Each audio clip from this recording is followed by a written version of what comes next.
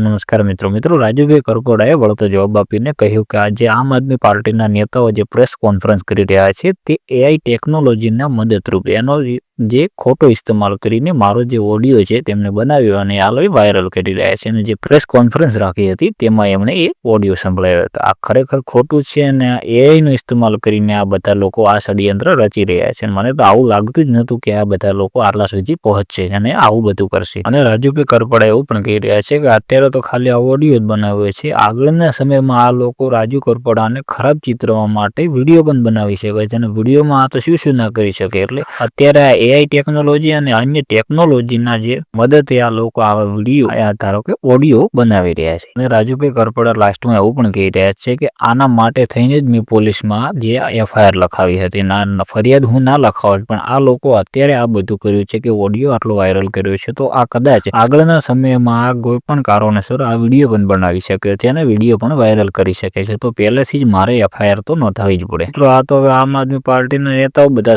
સામે આવી ગયા। રાજુભાઈ કરપડાનું જે આ રાજીનામું આપ્યા બાદ જે રાજુભાઈ કરપડા અને આમ આદમી પાર્ટીના અમુક લોકો છે હાલ તો આમ સામે જ ગણીએ ને આપે, કેમ કે ઓડિયો વાયરલ કરે છે, આ લોકો એકબીજાને સામસામો જવાબ વળતો આપે છે। તો આના પર ભાઈઓ તમારું શું કેવું છે તમે જરૂરથી કોમેન્ટ કરજો। અને આ બધું સોશિયલ મીડિયાના માધ્યમ દ્વારા આપણને જાણવા મળી રહ્યું છે અને રાજુભાઈ કરપડા ખુદ બોલી રહ્યા છે એટલા માટે છે વિડીયો બનાવે છે અને એમનું જે કહેલું છે એ જ હું કહું છું। એટલે કોઈ પણ ભાઈને ખરાબ કોમેન્ટ પણ કરવી નહીં। જો આપણો વિડીયો તમને સારો લાગ્યો હોય તો ચેનલને સબસ્ક્રાઇબ કરી દેજો અને વિડીયોને લાઇક કરી દેજો।